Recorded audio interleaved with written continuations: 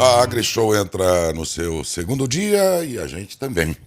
Estamos no segundo dia de cobertura, essa feira tão importante para a economia brasileira, muito especialmente, inclusive para nós aqui de Matão, e todos sabem por quê. E hoje vamos entrevistar Priscila Loire, ela é engenheira agrônoma, influencer digital do agro e consultora de cafeicultura. Bom dia, Priscila, obrigado pela sua gentileza. Bom dia, tudo bem? Imenso prazer falar com vocês na rádio e ainda mais sobre a maior feira do negócio brasileiro. Pois bem, aqui eu li a sua qualificação de engenheiro agrônomo, influencer digital do agro e consultora de cafeicultura. O que faz um engenheiro agrônomo a gente sabe. Agora, essas outras duas funções que você adicionou são absolutamente modernas, daí a minha pergunta. Na prática, o que faz uma consultora de cafeicultura? Nós prestamos assessoria na parte técnica da fazenda, ou seja, nós auxiliamos na produção de café e eu, particularmente, também faço a gestão de algumas propriedades. Então, a gente planeja a utilização dos insumos, as práticas agrícolas, enfim, toma decisão, né, de como os produtores podem alocar ali os recursos da atividade. Então, a gente participa de toda a cadeia produtiva do café, basicamente falando. E a influência digital do agro dá conta também dessa função em 24 horas? Então, outra coisa que eu tento conciliar, né? Na verdade, a carreira digital, ela caiu meio que de paraquedas. Eu abri o Instagram, eu tinha mais ou menos uns 400 seguidores, para compartilhar um pouquinho do conhecimento sobre café, para ensinar um pouco nas redes sociais, e essa rede social foi crescendo, assim, assim, de uma forma até não planejada, se tornou uma outra fonte de renda e um outro trabalho. Então, também tenho como se diz, esse afazer a mais, que é alimentar as redes sociais, informar, e também, né, normalmente aparecem alguns trabalhos, algumas divulgações que a gente pode fazer a partir do Instagram. Então, assim, são muitas atividades, né, como você pode perceber, eu nem sei como eu dou conta de tudo. Uhum. Priscila, os anos anteriores, aí, pelo menos os 2 últimos anos, as taxas de juros foram absolutamente impeditivas para muita gente, né? Estamos ainda no segundo dia desta edição aqui, mas já dá para perceber se isso tem sido algum complicador para efetivar negócios? O que eu tenho percebido, particularmente falando pelo café, nós tivemos um pico muito grande essa semana de preço, né? Então, nós tivemos uma valorização, assim, recorde no curto período. Então, o que se percebe é que as negociações de café, elas começam a avançar melhor na feira do que outras culturas. E uma particularidade que eu observei é que esse ano eles destacaram até uma bota de café na AgriShow, ou seja, algumas áreas distantes que foram pensadas estrategicamente para o produtor de café. Então, a gente percebe que não só a alta do café, mas assim, tudo que a gente apresenta na economia, nós conseguimos trazer mais café para a feira, nós temos mais máquinas, mais implementos que foram pensados exclusivamente para o café. E assim, até em relação a juros, ontem a gente estava analisando algumas paridades para a compra de um trator, e aí foi de uma empresa especificamente, o juros estava bem baixo para 4 anos. E agora tem sido. O café aqui, segundo eu entendi aqui, aliás, o mercado acredita que vai ter uma estabilidade de bons preços por pelo menos mais 2 anos, é verdade? Porque quando a gente fala de recuperação, né, da nossa produção, não vai ser uma coisa que a gente vai conseguir se superar de um ano para o outro, né? O café, nós temos a bienalidade do café, então tudo que acontece aí ao longo da cadeia, ou qualquer intempérie climático, ele é sentido por pelo menos 2 anos, tá?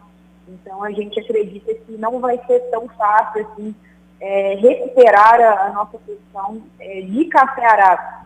Por outro lado, nós sabemos que hoje o café Conilon tem uma participação muito grande no mercado, principalmente, né, para esses cafés que são exportados para as grandes marcas de cafés, né? A grande indústria compra muito café Conilon para fazer o blend. Então, sabe que o café Conilon, ao que tudo indica, vai ter uma produção superior ao que foi o ano passado. Então, assim, a gente acredita que se a gente tiver uma maior produção de conilon, a gente pode sim ter uma influência sobre o preço do café arábica e aí redução de preço, né? E aí pode acontecer isso. O São Paulo que já foi grande produtor de café, né? E que aqui, por exemplo, a nossa região perdeu os seus pomares, se adaptou em alguns pontos aí com outras frutas, mas a gente fica vendo essa situação do café e pensando, o São Paulo poderia voltar a ser um grande produtor de café? Poderia. Em termos climáticos, nós temos alguns alinhamentos bem próximos ao que se espera aí da atividade, que tem feito o café migrar de região, ou tem nos dado aí mais desafios climáticos, sobretudo a questão da água. Então, hoje a gente já acredita que muito em breve, daqui 10, 20 anos, algumas regiões vão deixar de produzir café, basicamente em função desses desafios climáticos, ou por serem regiões que o produtor muitas das vezes não tem acesso à irrigação. Então a gente sabe que tudo isso tem sido um limitador para a continuação da atividade, porque assim, produzir café todo mundo produz, a gente pode produzir em diferentes microclimas, mas produzir com viabilidade, assim, onde o produtor consegue ter uma atividade atrativa, normalmente a gente tem ligado aí para o uso da irrigação, a forma de nos darem uma segurança, né? Seria a poupança de que o meu investimento, observando sobretudo a longo prazo, ele está mais seguro. Ok. Muito obrigado a você, Priscila, pela participação. Sucesso por aí, tanto na feira quanto no seu trabalho. Pela sua gentileza, agradecemos. Obrigado, viu? Muito obrigada, TV Matão, e a todos vocês aí. Agradeço imensamente o convite. E vamos produzir café, né? Eu vejo que você, a agricultura é composta por tantas culturas, é claro, e acho que até a Priscila fala sobre essas outras culturas aí nos seus espaços aí de influência e tudo, mas eu noto que você tem uma paixão tem uma pelo queda café. pelo café, né? A AgriShow, eu faço a pergunta da AgriShow, ela pá, responde do café. O café está muito incrustado aí na sua vida, não é não? Com certeza. Estou completamente apaixonado por café. Eu costumo brincar assim que todo profissional, de uma certa forma, que ele entra na atividade, ele é apaixonado. Basicamente pelas histórias e tudo aquilo que o café proporciona, né? O café, ele foi responsável por fundar o nosso país, né? Grandes centros, cidades foram fundadas a partir dessa cafeicultura. Está presente na história de milhares de brasileiros. Eu acho que, se eu perguntar para todas as pessoas, e eu consegui puxar todos os antepassados até a terceira geração, alguém trabalhou com café, alguém viveu da atividade de forma direta ou indireta. Hoje o café também, a gente fala que 8% da população mundial trabalha direta ou indiretamente com café. Então, se eu estiver falando de Minas Gerais, aí você vai ver que esse número aumenta muito mais. A gente sabe que nós somos o maior estado produtor do mundo. Então, assim, é cultura, é resiliência, é paixão. A gente sabe que hoje nós estamos vivendo um preço recorde, mas eu sei de todas as épocas que o café estava com preço ruim, e que os produtores continuaram ali por paixão, por resiliência, assim. E a gente até brinca a diferença do produtor de café e do produtor de soja, né? Quando a gente fala da soja, com 3 mesinhos, o produtor vai lá e arranca a planta.